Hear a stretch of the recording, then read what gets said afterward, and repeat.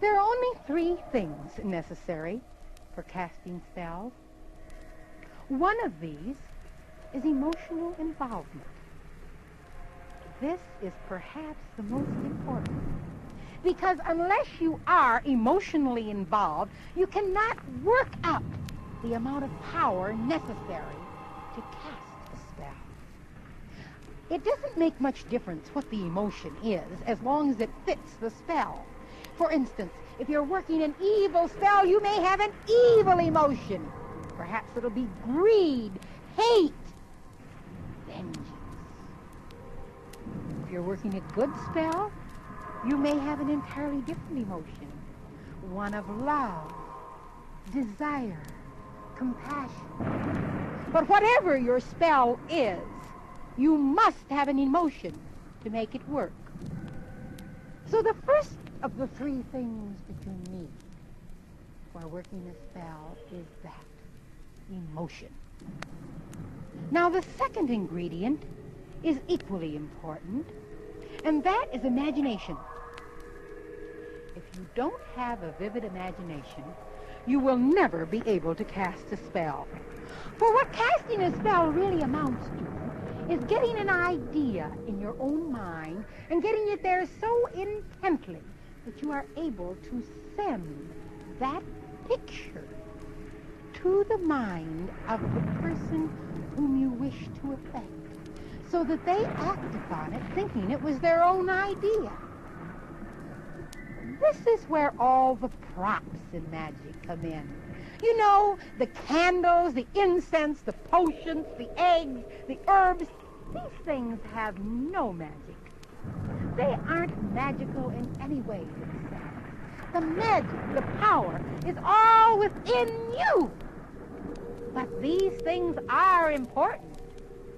They are important because they help you to focus that power. They help work on your imagination to create a mood and to help you visualize what it is that you want to happen. Let me give you an example. There was a woman who once asked me for a spell to keep her husband out of the house next door. She lived next door to a widow, and her husband was constantly going over to the widow's house to do little odd jobs for her, like shovel the snow off the walk or trim the hedges. This she didn't object to in the least. What bothered her was the fact that he would then go into the widow's house for a cup of coffee or something afterward. And this is why she came to me for a spell. She wanted him to stay out of that house. I gave her a spell to accomplish this, something to keep him from going through the door. I'm going to use that spell now to explain to you the importance of the ingredients, the props, and the incantations in working magic, and to show you how they work on your imagination to increase the power that you have when you focus it into one place. I told this woman to get 3 ingredients and mix them together. Now remember, there's nothing magical in these ingredients at all. The magic is within the person working the spell. But these ingredients were important. The first one was dragon's blood. Oh, I can hear you laughing now. You say, what nonsense? There's nothing like dragon's blood. Well, there aren't any dragons running around that you can stick pins in. But there is something that we call dragon's blood. That's the sap from a tree that grows in Malaysia. And when it's dried, it looks like dried blood. You can buy this in little curio shops in different parts of the city. It comes wrapped in palm leaves. And when you bring this home and unwrap your little package and take this out and think of using it in a spell, it has an effect upon your mood. It makes you ready for magic. Can you think of anything more exciting than buying a package of dragon's blood and mixing it with other ingredients to get exactly what you want. You see, this creates a mood, and a mood is very important. The second ingredient that I told her to use was sulfur. Now, sulfur brings to most people's mind the picture of a flame. And this is exactly what I wanted her to think of. I wanted her to be able to see a fire as she worked this spell. And that was the purpose of the second ingredient, sulfur.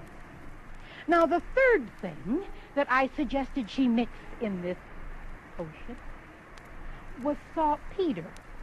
And saltpeter also has a connotation to most people of inhibiting her man in some way. Now, she was to mix these together and spit in it and make a paste. And take this paste at exactly midnight and go next door and spread it along the door, both at the front and the back of the house. Now, midnight, that's the witching hour. But do you know why? There are two very good reasons. First of all, if you're going to put an idea into the mind of another person, the best time to do it is when they're sleeping, when they're most receptive. And her husband was most apt to be asleep. The second reason for working a spell at that time is because you're less apt to get caught. That's very important. For if a spell is interrupted, it will not work. Now, she was to spread this both at the front and at the back door. And as she did, she was to say a little incantation that I gave her 7 times at the front and 7 times at the back of the house. This incantation was a chant, a verse that is said over and over and over in exactly the same way, so that it has a hypnotic effect upon the person working the spell, so that they can really see what it is that they want to happen, and send that picture to the mind of their victim. The incantation that I wrote for her was a very simple one. It went like this. Man of mine, stop, I say, for here's a wall of flame. Through that wall you cannot pass, for what is mine, I claim. And she was to visualize her husband coming up to that door, seeing that wall of flame, and being unable to pass it, turning around and coming home to her. Now, it worked. It really did. She wrote me and told me exactly what happened. The very next day happened to be garbage collection day. And her husband got up very early and went over to the widow's house and took the garbage cans out of the garage and carried them out to the curb for the garbage collector. When he started back up the sidewalk, the widow came to the door and called to him and invited him to come in for a cup of coffee. He very eagerly ran up the front steps, and when he got to the door, he stopped. He talked to her for a few minutes, and he came home. His wife was watching all of this out the window. When he came home, she said, "Honey, how come you didn't go in for a cup of coffee?" And he said, "I don't know. But when she opened that door, it was so hot in there, I thought I'd suffocate." Now, do you see how this worked? He didn't see a wall of flame. He didn't hear his wife screaming for him to come home. But this idea was in his mind. She had planted it there in his subconscious when he was sleeping. It was there so deeply and so firmly that he actually felt the heat from that flame, and it inhibited him from going into the house next door. Now, the emotion and the imagination are the two first ingredients in working a spell. The third, and perhaps the most forceful, is that of faith. For without the faith, the others will be nothing. You must believe that what you are doing will be. In fact, most spells are ended in this way, by the witch or person working the spell saying, "As I say, so might it be." And now, you